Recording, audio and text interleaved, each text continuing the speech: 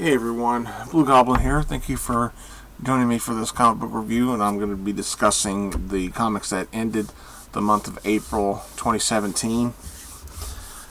A couple of books on this list I'm not going to go into truly in-depth reviews because if I did, it would completely ruin the next upcoming episode of Blue vs. Gold. So let's just get through these, shall we? We're going to start with DC. Start off with Action Comics number 978. This is Superman Reborn Aftermath, continuation of it.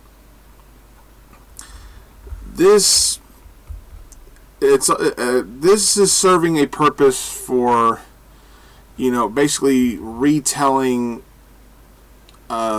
Superman and Lois getting together and having a child and everything, because last time I checked they had their kid during the Convergence angle, but this completely does a retake of it. It's like what happened during Convergence was like the first take, and DC has decided they don't like that no more, so they're going to do a second take and just redo the story. That's pretty much what I felt from this book. It's pretty much how I felt. It's not bad. It's not bad. It's like we see the events of our Superman. We see the events of the New 52 Superman, yet they're somehow the same being, even though it was clearly established that they were two different people that later got merged into one by Mixia Spitlick and everything. This storyline, the main story of Superman Reborn was really, really well done, but the aftermath, the epilogues, if you will, it's a little bit of a mess. And this issue was, I can understand if some people would say this was confusing, which in a way it kind of was, but it wasn't horrible. I dug the cliffhanger, I'll admit that, but other than that, it was pretty good. Pretty good at the very best. I'll give it a 3. Let's go on to Batgirl number 10. The next chapter of Batgirl's ordeal with the son of the Penguin. This was just pretty straightforward read. Nothing really truly monumental happens until the very last page. But even then, the big reveal on the last page, I was just like, eh.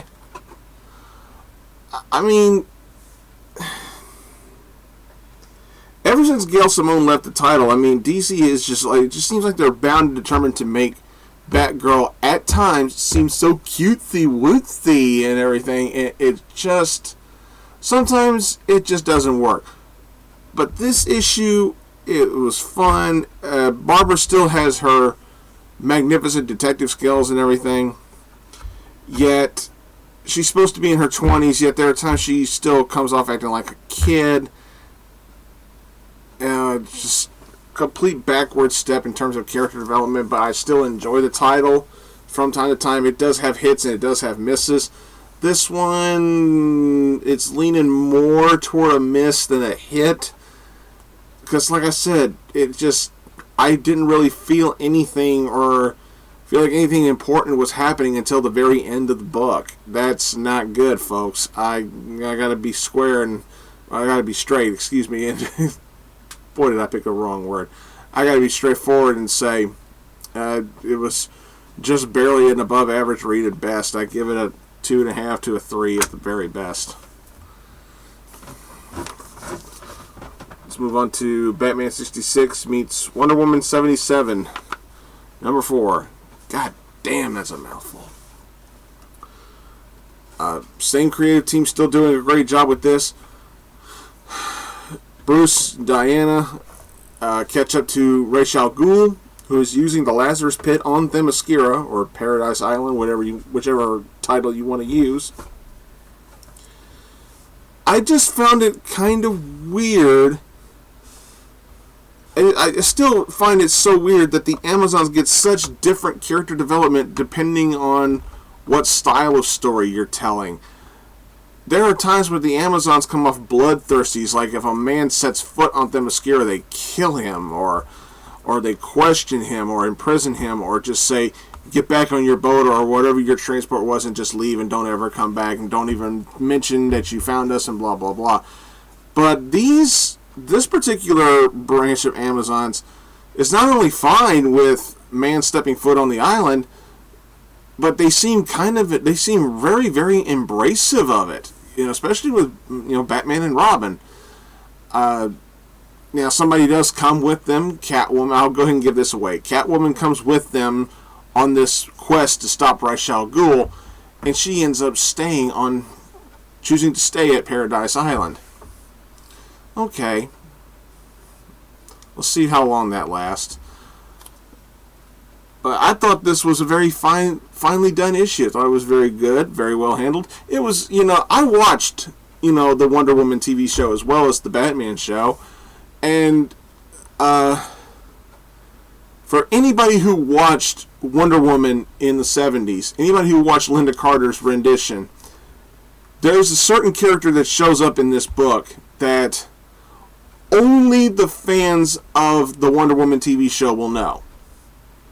Because the character that shows up in here was only seen on that show. I don't recall ever seeing her in the comic books. There's been different variations of the title that this character has, but who exactly this character is, I only remember her from the TV show. And it was good to see her. She very faithful to her. The way the artwork is done, the way the character was done, thought it was very faithfully done. This was a fine issue. It was fun. I'll give it a 3.5. Batman Beyond, number 7. One of the few times Terry McGinnis tries to not be Batman, and it nearly costs people very dear to him, or someone very dear to him, her life. I liked how they were finally able to reach him and get through to him and show him, it's like, hey, you need to go be Batman. If there was ever a time for you to be Batman, now's the time to do it. And it was ironically the one time he tried to not do it. It's just your simple, straightforward, wrong place, wrong time scenario. It's pretty much all this was. I like the little storytelling development with the suit that Terry's wearing. We're starting to get glimpses and peeks at what kind of side effects Terry could be having from wearing the suit. And that was probably the most interesting plot point. And I thought, this could really go somewhere. I mean, this is a chance to not only branch out the character of Terry, but everyone in the supporting cast. This could really go somewhere if they do this right. This issue was fine. Kind of hokey in a little bit from place to place, but it still served its purpose in terms of storytelling, writing, and solid plot pacing. I thought it did very well. I give it a 3.5. Detective Comics 955. This issue was basically a spotlight for Orphan, for Cassandra Cain. I really like the stuff with her in here. League of Shadows stuff is still very well done, still very well represented. It's like it is just really solid stuff. I mean, it's like you see all the stuff that Orphan goes through in here, and you just really feel for her. I mean, I have to show this off. I don't know how well the camera could be. Look at that. That's bitchin'. That's Orphan taking on all those ninjas alone. That is bitchin'. I had to show that part. But good stuff though. Really good stuff. I was kind of taken by the end, by the cliffhanger. I was like, well, okay. All right, let's roll with that. Good stuff though. Good stuff. Not perfect, but I liked it for what it was. I give it a 3.5, close to a 4. The Flash, number 21. This is the next part of The Button. Look, in all seriousness, I mean, this issue was fine, but I wasn't really feeling this issue as much as the first part of the story in the last issue of Batman. In here, this covers... Yeah, it's one of those kinds of covers, folks. So it's kind of hard to hold on to sometimes. It's like, whoop, whoop, whoop, whoop, whoop, whoop, whoop. Yeah, it's, ooh, artsy. Ooh, whoa, yeah. The 90s are coming back, folks. Whether we fucking like it or not. What is it with DC and their damn covers? The whole thing with Barry trying to track down what killed Eobard Thawne and trying to learn more about the Button and everything, and him pulling out the cosmic treadmill, I was like, oh, really? We're going back to this again? And then on top of that, the whole hokey shit with Bruce laid up and everything, he's just banged up, he's got multiple injuries that should keep him bedridden, but of course, because he's Batman, he just puts the suit back on and he's ready to go again, because he's Batman, he's awesome. And I'm sure there's a lot of workers up there, a lot of, interns or whatever, a lot of, people working up there at DC looked at this and they're just going, oh, Batman, yeah, Batman's so awesome, oh. Jesus Christ. The offices of DC Comics are just loaded with bottles of Jergens, I'll tell you that. But all kidding aside, all joking aside, I mean, this issue was fine, but I didn't... This is another one of those situations where I really wasn't truly feeling it until we got to the very end. And I'm like, wow, that's very rare for nowadays for something like that to happen in a Flash comic book. Especially when you're tying it to Batman. All the jokes I make about DC, constantly circle jerking to how awesome they think Batman is and everything. Despite all the jokes that I crack and everything like that, at the end of the day, I still love the character. I still think Batman is an iconic and awesome character. Some of the stuff I say is just meant for satire. It's just meant to be cracks and everything. For the most part. I really do believe that DC is Batman's biggest fan base. That is no joke. But for a Flash comic book to not wow me until the very end, that's a little bit of a little bit. But given the circumstances for where this storyline could go, I'll be nice and give it around a 3 or 3.5. Yeah, even the back of the cover does that shit. Yeah. Hal Jordan and the Green Lantern Corps, number 19.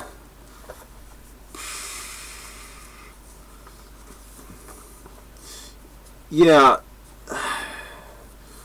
Once again, we're going to do another one of those whole antagonist foresees.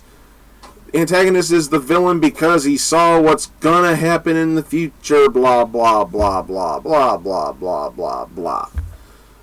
Greens and yellows can't work together, blah blah blah blah blah. Greens will overtake, yellows will become green. Another one of those issues. I really...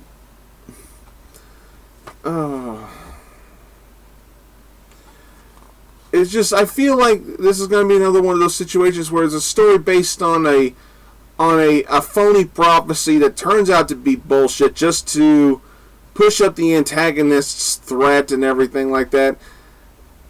Yeah, whatever. It was a fine issue.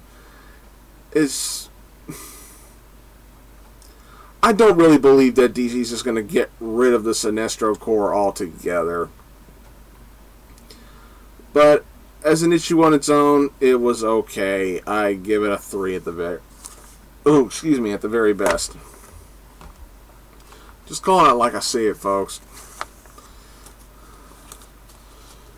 Supergirl being super, book 3. Yeah. If you follow me on Twitter, yeah, I meant every damn word I said about this book and how weird the creative team is with this character. But this issue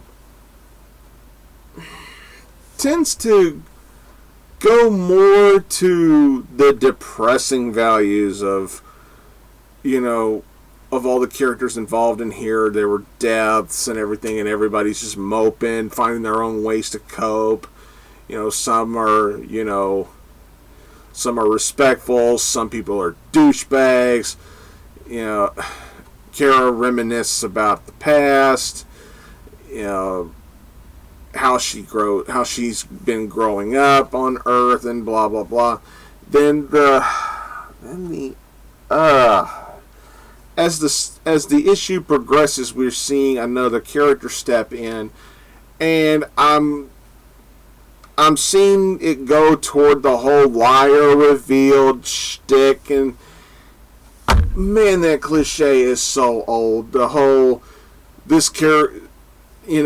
insert character's name here says that he's a victim, or that he's a savior, or that he's a rebel, or that he or she is the last will and last hope of whatever the issue of the story insert here, and it turns out they are a complete motherfucker. That's where I feel like this is going. The whole liar revealed shtick. That is one of the oldest cliches, not just in comic books, but in media in general. Can we please do something different? I really feel that's where they're going with this, and at the end of the day, I'm really praying I don't see Supergirl going, "But you lied to me, oh, didn't see that coming." I'm like, good grief.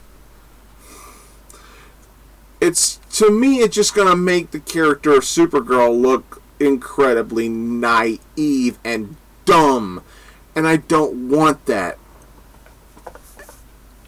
This is one of those issues, you've all heard me talking about those books that I said don't get interesting until the end. This book was interesting until it got to the end. This is a complete reversal.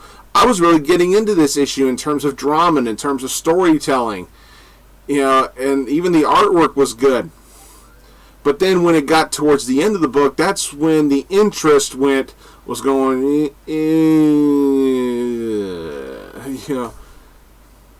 I'm just being brutally honest, folks. This issue was not that great, but still pretty good. I'll give it a 3 or a 3.5, somewhere around there.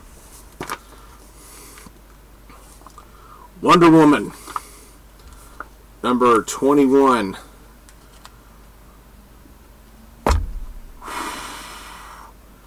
Damn! Greg Rucka. Good stuff. This was good stuff.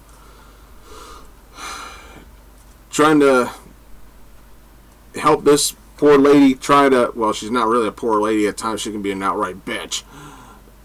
But she's doing whatever she can to save her daughter. I mean, she's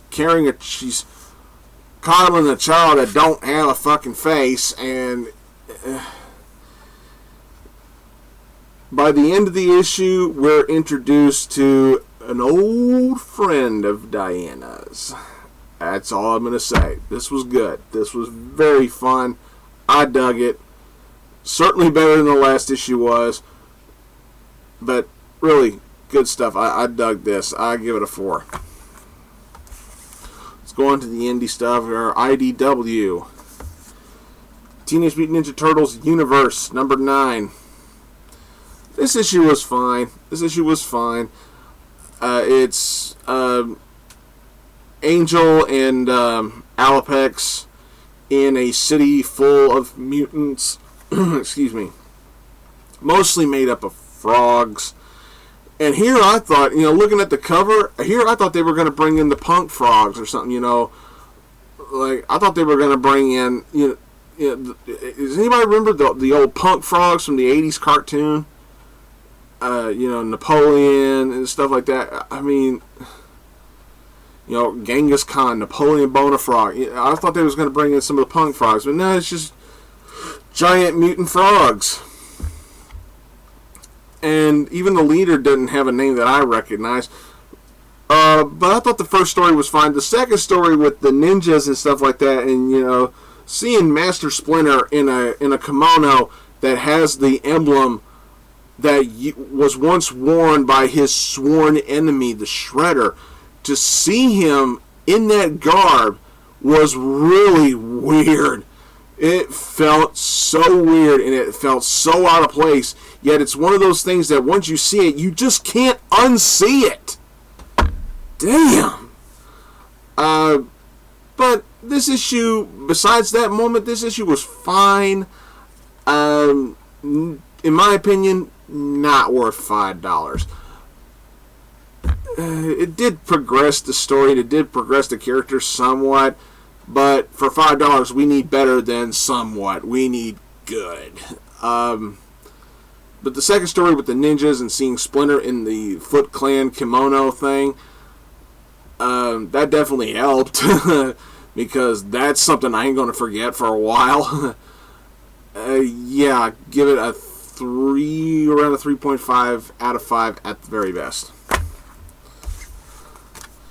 Alright, on to Boom Studios, and it is WWE number 4, and I had to get the belt variant.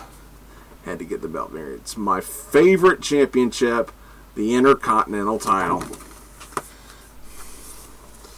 But in this issue, it's more of a focus on Seth Rollins.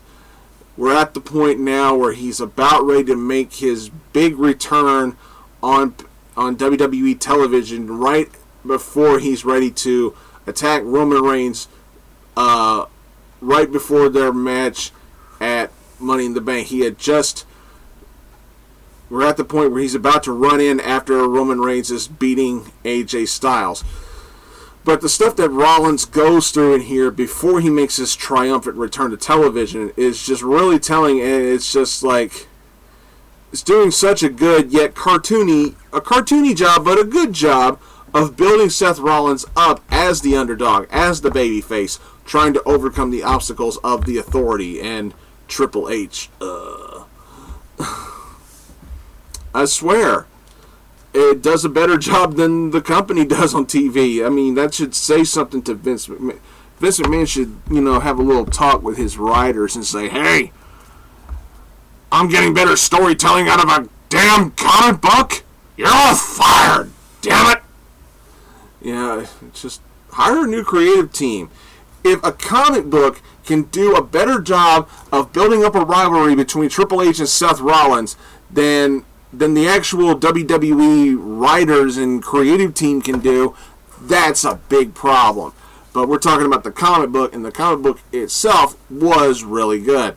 The stuff with Bray Wyatt on the second half of the book, I could honestly care less. It's just, I used to be one of Bray Wyatt's biggest fans. I used to just, I wouldn't say idolize Bray Wyatt. I mean, I used to be a huge Bray Wyatt fan. Now it's gotten to the point where sometimes I don't give a shit what he's doing. And it's just like in this book. It's like, okay, we got a story about Bray Wyatt. I can't wait to not give a fuck. But the main story is what is selling the book, and it did a good job. I give it a 4. Intercontinental Championship. Alright, let's go on to Marvel.